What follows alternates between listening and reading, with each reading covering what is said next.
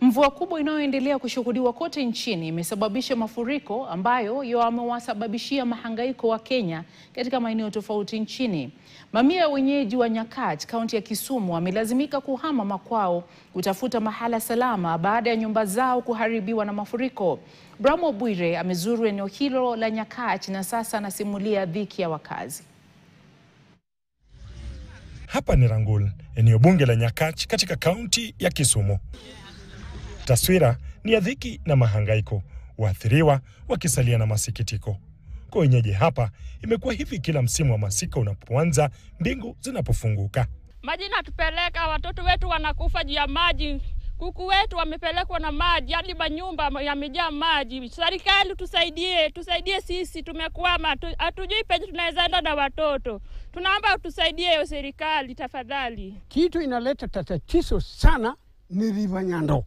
Kwa maana hizi mariba kutoka Nyakach ni mingi, 18 disputed rivers. Na ikiingia ndani hakuna njia na hizo naweza ingia ndani. Kilio chao sasa kinaelekezwa kwa serikali kuwanusuru kutokana na hali hii ambayo imewasibu miaka nenda miaka rudi. Tuwezi kuumua na nyinyi huko. Tunapiga kura. Na kura yetu inaenda tu bure. Hakuna kitu unasaidia naye sisi.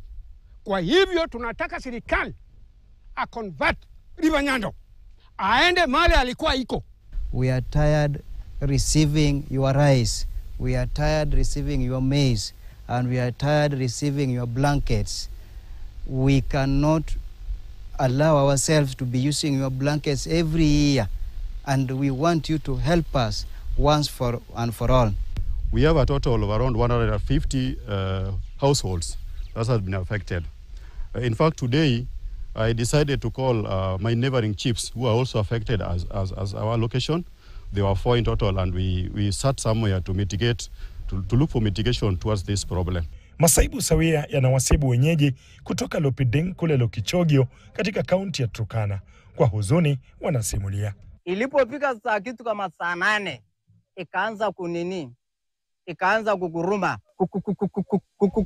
Kilio hiki cha serikali saidia kimekuwepo kwa miongo sasa, na wenyeji katika maeneo hatari ya mafuriko wamesalia tu na tumaini kwamba huenda siku moja kilio chao kitasikilizwa na kushughulikiwa kio historia kwa kutafutiwa suluhu la kudumu. Bramwell Bwire, KTN. Uhaba wa madarasa bado ni changamoto